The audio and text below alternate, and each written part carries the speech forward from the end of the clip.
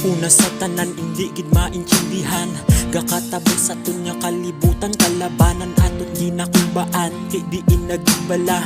Hustisya sang Ilonggo nga kadaman, paano sulbaron ang krisis nga atong ginaatubang. Madamo nga Ilonggo ang Ilongga sululonggo, ang uga nga tagsigintas bung mahal pa sa tawo nga pertiya ka chismosa, tinapangat nagpulo subong bajing ko na tapos sweldo sang tawo daw ginpahikap na simo. Hindi gid makaya ang kamahalon niya uga subong sweldo sang tawo, pang itlog lang nga pula, di diin nagbala. Ang promesa nga bugas ibalik sabay dihon pakitagaan to sa kahapdi nga dalasang mga buhaya, samtang silaya gakamasa sang ilang nga mga kwarta, tapos kita nga nag-aasa sa mga promesa ari galalain na.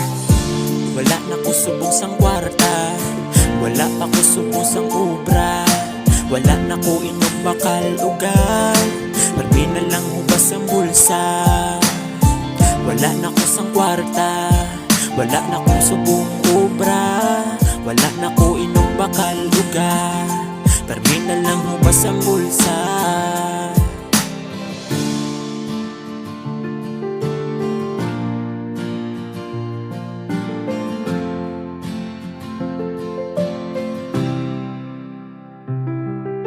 Permi na lang hubas ang bulsa, hindi naging makaya ang kahapdi sa naganyo nga promesa.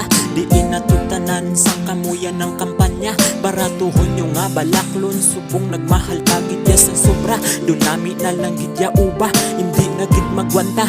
Baboy nga mahal kaayo, perti pa na yakatig duganit pa sa tsura nga perti yaka chismosa. Gaugwa nga tig 50 sang una, mahal pa sa manok subong nga peska. Nami na lang gidya bakal tanduay kag magpahubog na lang yarig ka. Pero hindi ko danay basi kigang ko ni papa, kag basi mabuka botelya sa ulo ko, hospital pa ko yarig ta. Kag lawas subong sa amigo ko gulpin lang yan nagtiga.